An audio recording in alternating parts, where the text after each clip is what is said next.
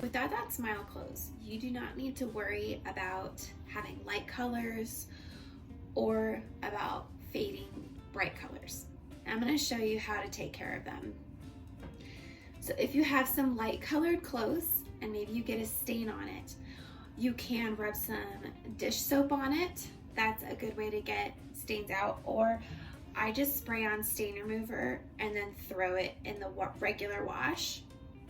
Now, I do put them inside out, and this helps to guard against fading or any type of tearing, okay? Especially these bright colors, you wanna make sure to wash them inside out, okay? And then we just put it on a cold wash or a delicate cycle with cool water, and that's it. It is so easy to care for your DotDotSmile clothes in the wash. When it is done, all you need to do is hang dry. Do not throw them in the dryer because that also prevents against fading.